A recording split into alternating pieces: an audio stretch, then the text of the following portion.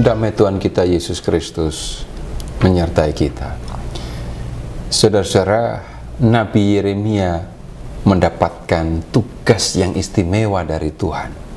Pada zaman pemerintahan Raja Zedekia yang memerintah Yehuda. Apa tugas istimewa itu? Kita dapat melihatnya di kitab Nabi Yeremia bab 27. Kerajaan-kerajaan kecil Yehuda dan kerajaan-kerajaan tetangganya sedang berhadapan dengan kekuatan besar, yaitu kerajaan Babel. Babel, kerajaan besar ini melakukan ekspansi ke banyak negeri, tentu saja dengan tujuan menaklukkan negeri-negeri itu dan mendapatkan upeti. Nah, Raja Zedekia berkumpul dengan para utusan kerajaan-kerajaan sekitar. Disebutkan ada utusan dari Raja Edom, Moab, Amon, Tirus, dan Sidon. Mereka berkumpul untuk membahas apa yang harus mereka lakukan menghadapi Babel. Nah, dalam situasi yang seperti ini, Nabi Yeremia diutus oleh Tuhan untuk bicara kepada Raja Zedekia dan para utusan dari kerajaan-kerajaan tetangga itu. Nah, anehnya, ketika menjumpai para utusan raja-raja itu, Yeremia diminta untuk mengenakan kuk atau gandar di tengkuknya. Tuhan berkata begini di bab 27 ayat 2. Buatlah tali pengikat dan gandar, lalu pasanglah itu pada tengkukmu.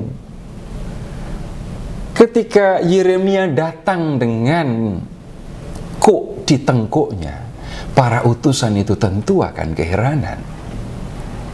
Ada apa dengan nabi yang datang dengan membawa kuk?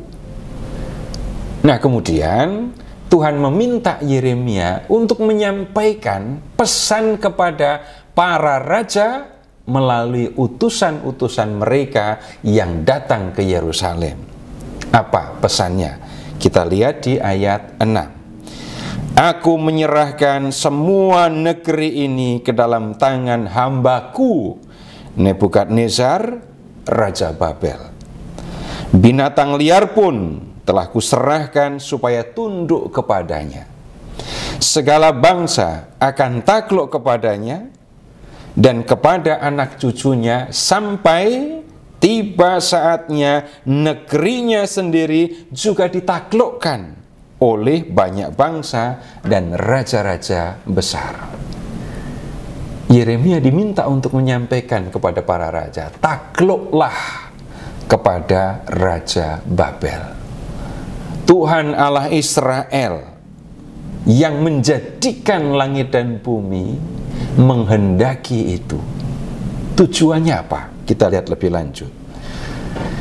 Ayat 8. Tetapi bangsa dan kerajaan yang tidak mau takluk kepada Nebukadnezar, Raja Babel, dan yang tidak mau menaruh tengkuknya pada kuk Raja Babel, bangsa itu akan kuhukum dengan pedang, kelaparan, dan sampar.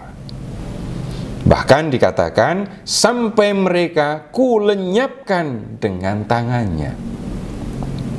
Dengan kata lain, bangsa-bangsa yang tidak mau tunduk takluk kepada Babel akan mengalami kehancuran.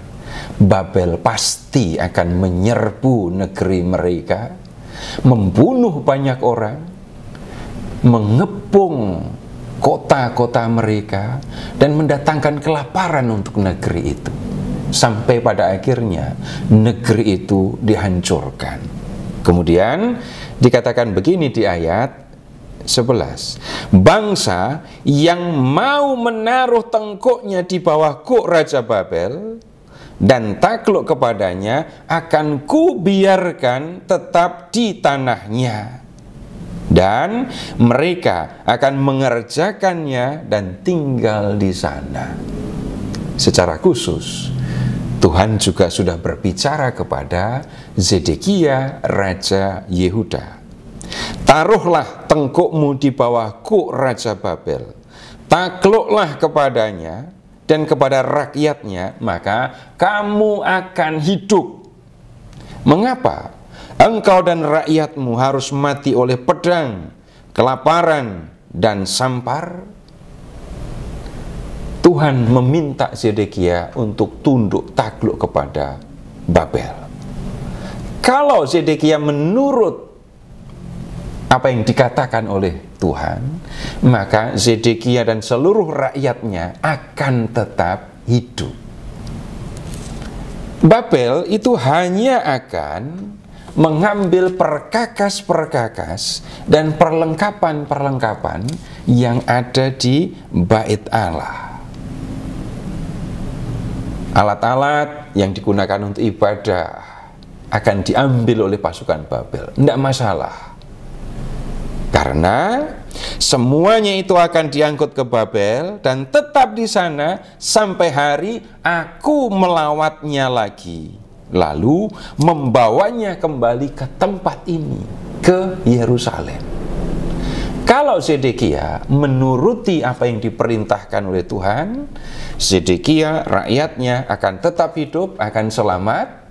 Hanya perlengkapan bait Allah diambil, tapi kemudian akan dikembalikan lagi. Nah, sekarang kita lihat kembali. Yeremia datang ke hadapan Zedekia dan para utusan yang datang dari negeri-negeri kerajaan-kerajaan sekitar. Kuk atau gandar itu adalah pasangan yang ditempatkan di tengkuk lembu yang ditugaskan untuk menarik bajak atau menarik kereta. Yeremia diminta mengenakan itu di tengkuknya. Lambang ini dimaksudkan untuk menyampaikan pesan kepada Zedekia dan para utusan.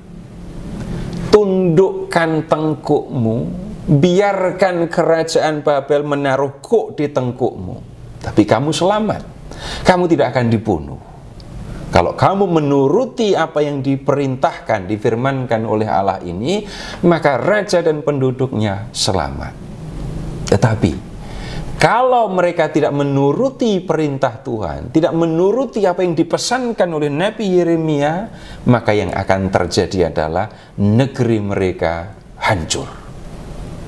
Saudara-saudara, apa yang dikatakan oleh Nabi Yeremia ini benar terjadi.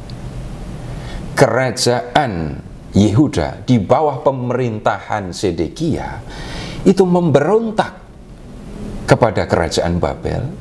Dan sebagai jawaban atas pemberontakan itu, Babel mengirim pasukan yang sangat besar untuk mengepung kota Yerusalem. Dan kemudian kota itu mengalami kelaparan. Zedekia melarikan diri malam-malam, meninggalkan kota, tapi kemudian ditangkap. Anak-anaknya dibunuh, mata Zedekia dibutakan, lalu diangkut ke Babel. Yerusalem dihancurkan, bait Allah, istana, dan semua bangunan yang ada di kota Yerusalem diruntuhkan oleh pasukan Babel.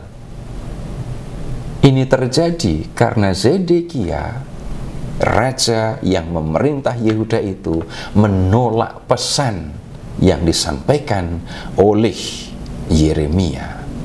Saudara-saudara, tentu apa yang disampaikan oleh Nabi Yeremia ini mengingatkan kita untuk terus memperhatikan apa yang diperintahkan, apa yang dipesankan oleh Allah, terutama lewat kitab sucinya, dan melakukan apa yang dikehendaki oleh Allah.